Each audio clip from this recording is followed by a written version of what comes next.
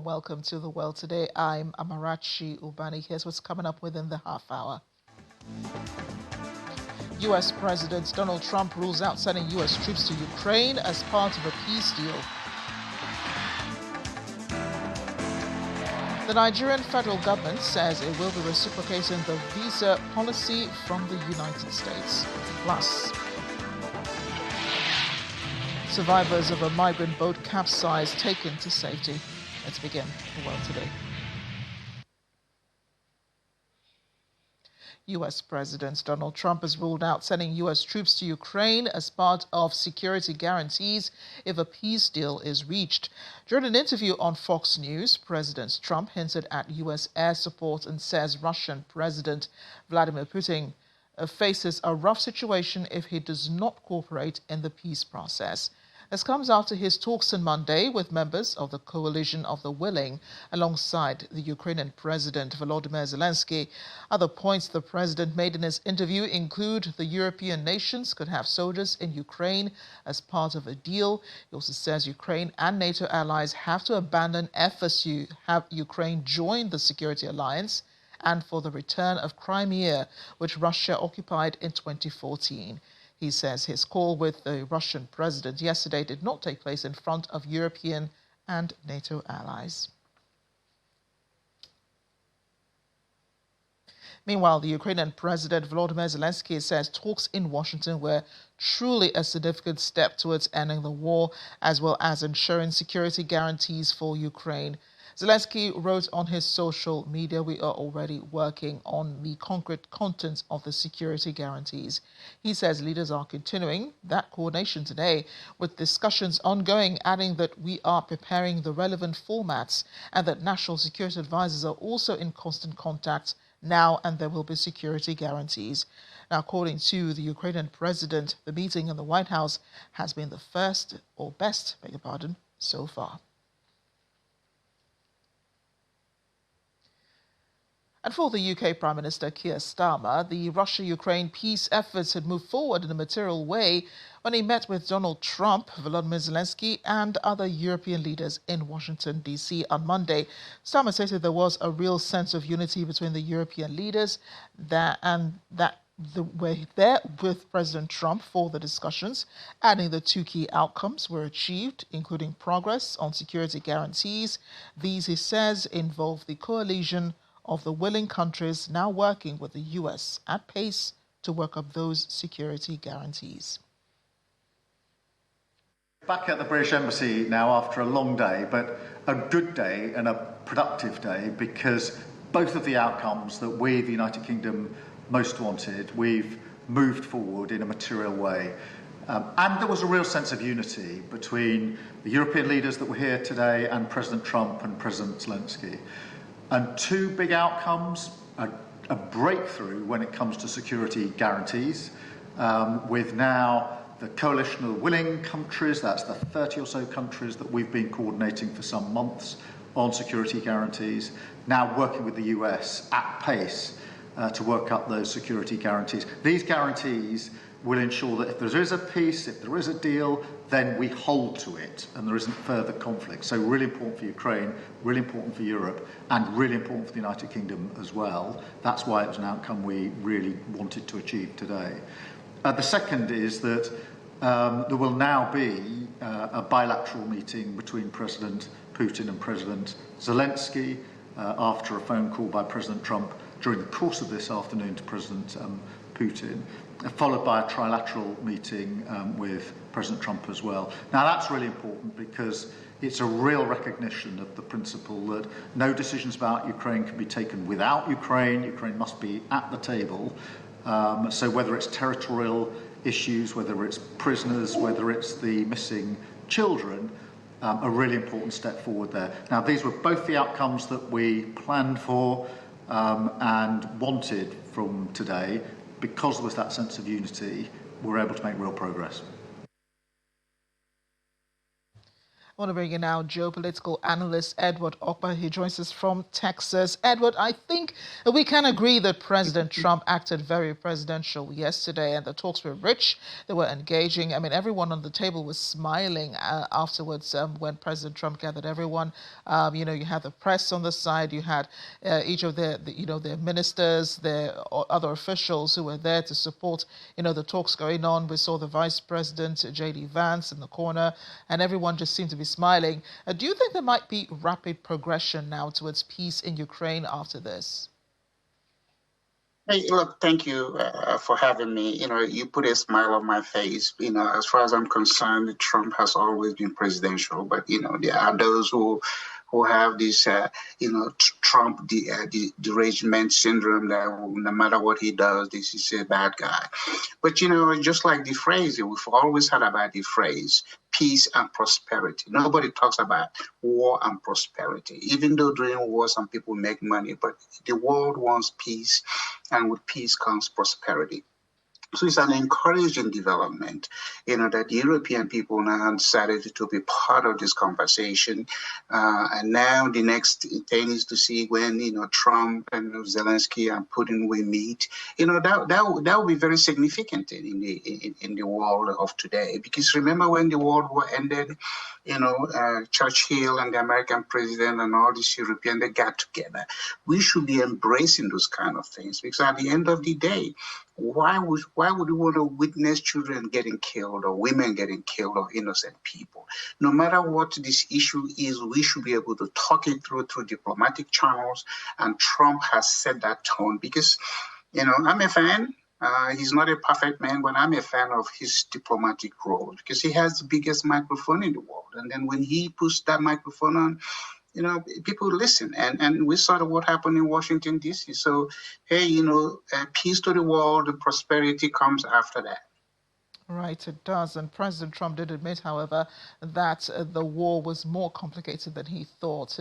As he had said at the beginning of his administration, that he would have resolved this matter this issue in a matter of days. Now, this honesty, you think, showing the softer side to the coalition of the willing, perhaps? Well, it's not always about the hot side. You have to bring the soft side, because every human being has a soft spot. It is how do you trigger that soft spot in order to, get some other stuff. There's always an ego, no matter what whether the poor countries or the rich countries, there's always an ego. But when the push comes to the shove, then we got to know who has what it takes to push. And then who has what it takes to actually stand when they're getting pushed.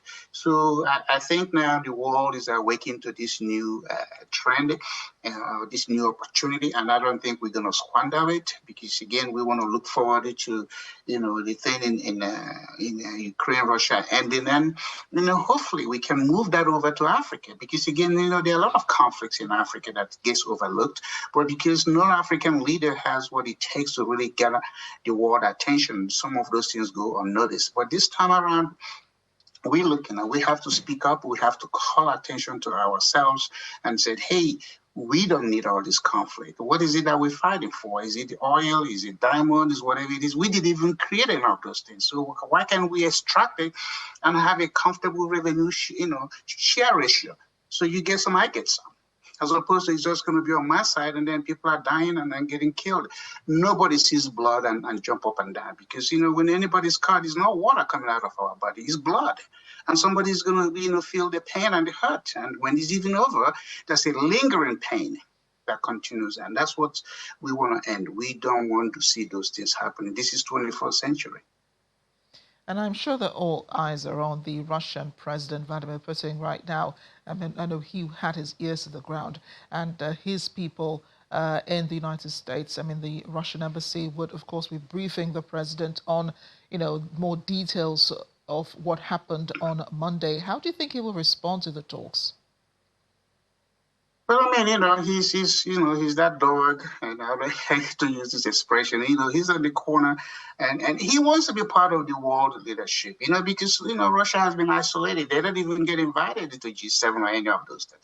And I'm hoping that he sees this opportunity, put aside his ego, come forward, and let's embrace each other, or the world embrace him, and then he can participate in the conversation. Everything in life starts with talking, but oftentimes it's who you're talking to and what are you talking about. I think it's about now talking with each other as opposed to talking at each other or talking to people, just out of convenience or not believing what you're saying to them. I think the world needs to talk with each other because some of these things can be resolved. Everybody wants to live a peaceful life, and in that, like we have in the Constitution of America, in pursuit of happiness. That phrase, no other country has it, in pursuit of happiness. And that's what I think we're going to start seeing with this development. Yes, indeed. Great talk he had with President Donald Trump on Friday, continuing on Monday with the coalition of the willing and the NATO and European Commission presidents. Thank you so much, Edward, for your thoughts on the topic. Well, thank you for having me.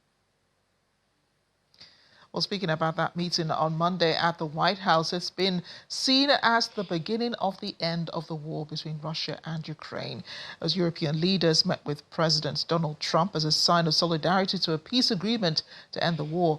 Our Washington correspondent, Maria Bird, has more.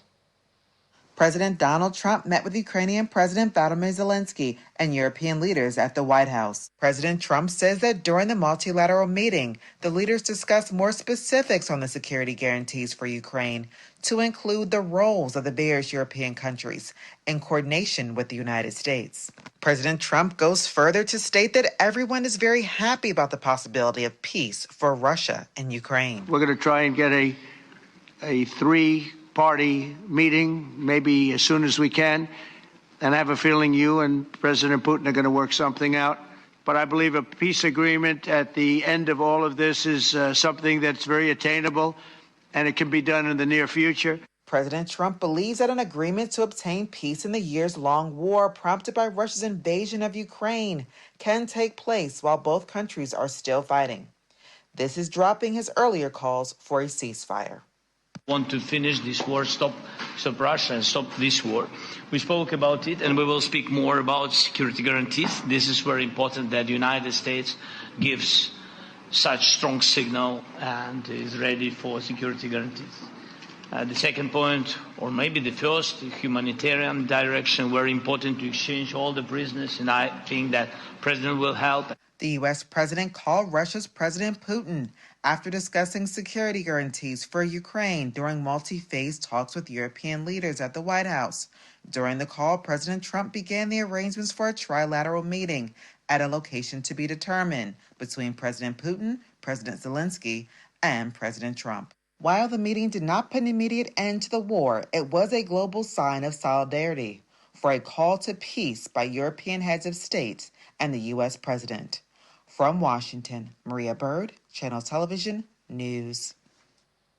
While leaders met inside the White House, dozens of protesters rallied outside in support of Ukraine.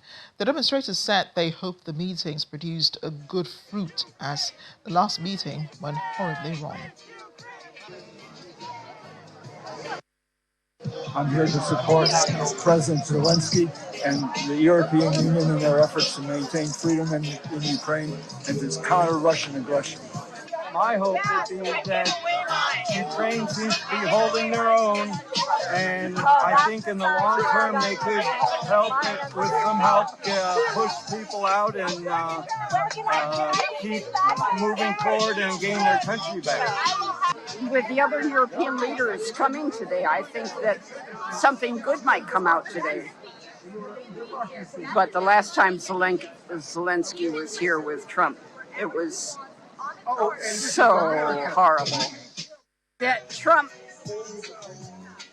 just back out. That the United States supported Ukraine. Putin is the one that's wrong.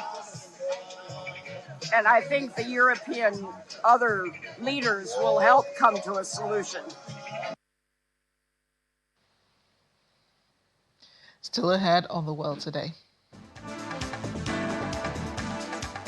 One Dutch farmer claims to have grown the tallest sunflower, stretching 9.18 meters into the sky. Stay with us for the details.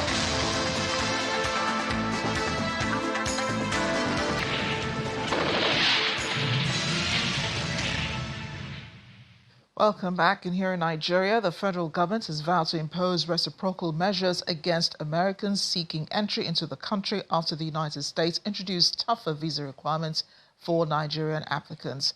A spokesperson for the Ministry of Foreign Affairs, Kimebi Ebiefa, confirmed that Nigeria was briefed in advance by the U.S. mission in Abuja and will now convene an interagency meeting with the Interior Ministry and National Intelligence Agency to decide on a formal response.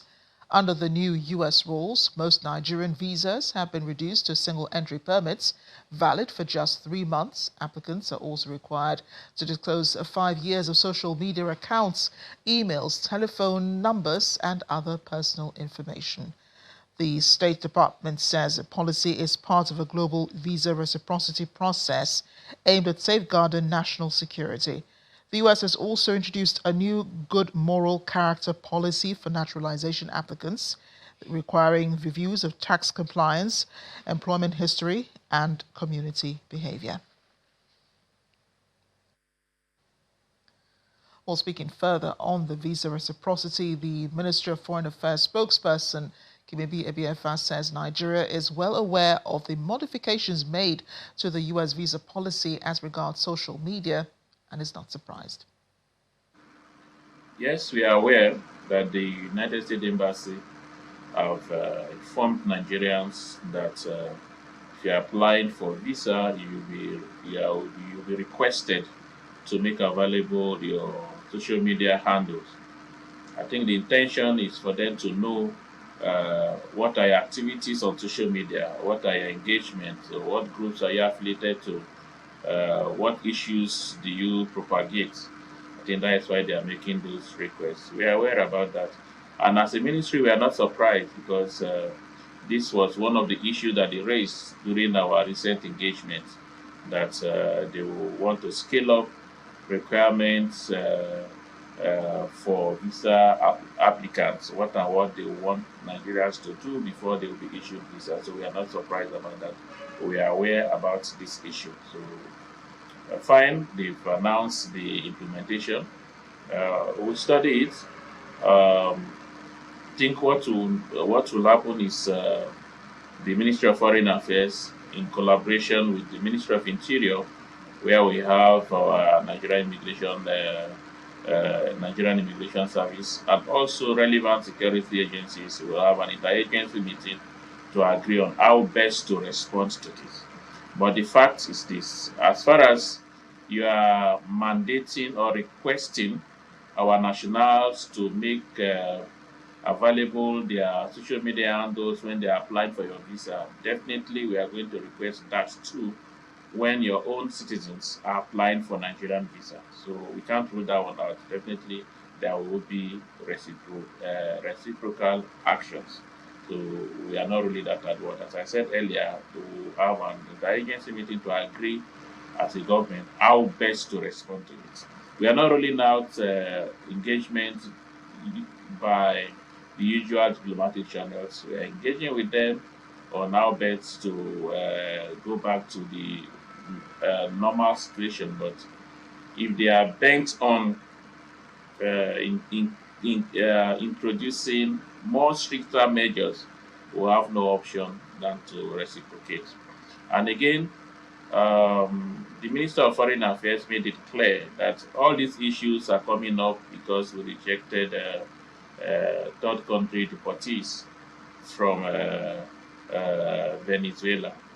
And we need to also put it on record that there are also a request by the United States government to deport nationals from other African countries to Nigeria. That too we rejected. So we are firm on rejecting the deportation, so we are not surprised that more and more stricter measures have been introduced. And again, I think one issue that the United States embassy is only on to is for the Nigerian government to share our data with them. And that is something that we can't do. Nigerians will not be happy with that, and we are strictly against that. We will not make any compromise in that regard. The normal tradition is normal practice. If you have any candidate or applicant that is applying for a visa that you are not comfortable with the document that the person has supplied, you reach out to the host government to verify the document that have been placed before you. But they are hagging or making demand that they don't want the Nigerian agencies to verify. They want to have access to our own database. I think that is not possible for now. We are not ready yet to make that concession, and we will stand our ground that we will not share our sensitive data with any foreign government. Meanwhile, Nigeria and Turkey are moving to strengthen cooperation on diaspora affairs following talks between officials in Abuja. The Turkish ambassador to Nigeria, Mehmet Poroy, met with the chair of the Nigerians in Diaspora Commission, Abike Dabiri-Erewa, proposing a workable collaboration between the Nigerian and Turkish agency for its diaspora. The newly appointed Turkish ambassador said Turkey's diaspora of about 7 million people has become a key force in European politics and noted similarities with Nigeria's diaspora communities. Honorable Dabiri-Erewa welcomed the partnership, pointing to new efforts to register Nigerians abroad through a diaspora portal and encouraging greater contributions to national development. Both countries agreed to share experiences in managing diaspora relations, with Turkey inviting a Nigerian delegation for further discussions.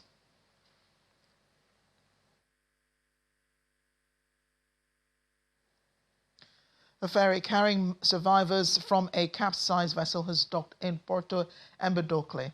The ship had been transporting migrants who had recently arrived in Lampedusa. Survivors disembarked the ferry, clutching small bundles of belongings. Military police also escorted the group onto waiting buses bound for a processing center in Agrigento. On Wednesday, a boat carrying nearly 100 people capsized off the coast of Lampedusa, killing 26 of them. UNHCR spokesperson Filippo Ongaro expressed deep sadness over the tragedy and said the agency is continuing to support survivors. UN and IOM figures show that 675 migrants have died attempting the central Mediterranean crossing so far this year, a route regarded as one of the deadliest.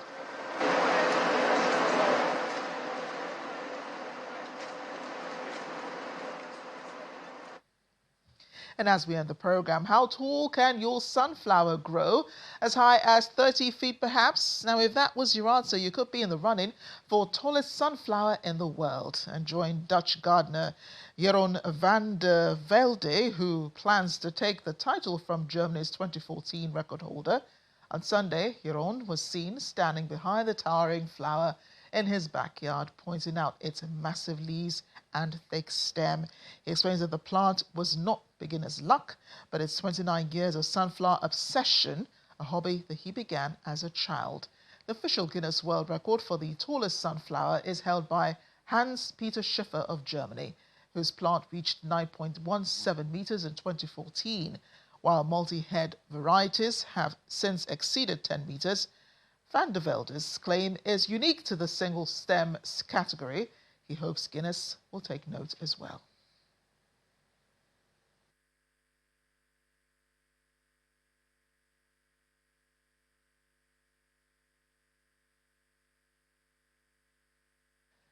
Hope we got a look at how tall that sunflower was. An obsession truly.